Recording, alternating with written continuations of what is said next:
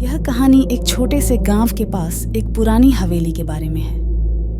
वह हवेली कई सालों से खाली पड़ी थी और गांव वाले उसे भूतिया मानते थे। जिंदगी में डर को चाहे जैसे भी देखा जाता हो, लेकिन वह हवेली उस गांव के लोगों के लिए एक वास्तविक डर का प्रतीक था।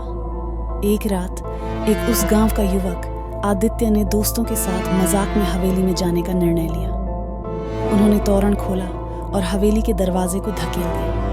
जैसे ही वे अंधेरे में हवेली के अंदर घुसे, वे एक अजीब और डरावनी आवाज सुनी। वे आवाज की ओर बढ़े और वहां एक वृत्तिक चौक में एक रहस्यमय मन्नीकिन देखा। मन्नीकिन की आंखें सफेद थीं और वह वहीं खड़ी थी, बिना किसी सहायता के किसी तरह के स्तंभों पर।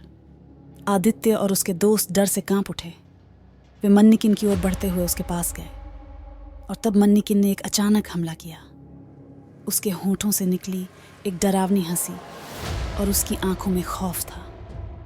आदित्य और उसके दोस्त बचने की कोशिश में बाहर निकले, लेकिन हवेली के बाहर वे देखे कि हवेली के सारे दरवाजे और खिड़कियां अचानक से बंद हो गए थे। वे डर के मारे थे और दरवाजों को धकेलने का प्रयास कर रहे थे, लेकिन कुछ भी काम नहीं आ रहा था। तभी वे मन्नीकिन की हंसी और खौफ से डर के मारे हुए हवेली के अंदर बंद हो गए। इसके बाद से उस गांव के लोग हवेली को और भी डरावना मानने लगे और कहते थे कि रात के समय वहां अजीब अजीब आवाज़ें सुनाई देती हैं और किसी को वहां जाने की हिम्मत नहीं होती। क्या आदित्य और उसके दोस्त बच पाएंगे या वे हवेली में ही फंस जाएंगे? यह कहानी आपके आत्मविश्वास को चुनौती देगी और आपकी रूह को हिला देगी। कृपया ध्यान दें कि यह केवल एक कल्पनात्मक कहानी है और आपके वास्तविक जीवन में किसी प्रकार की खतरा का सूचना नहीं है।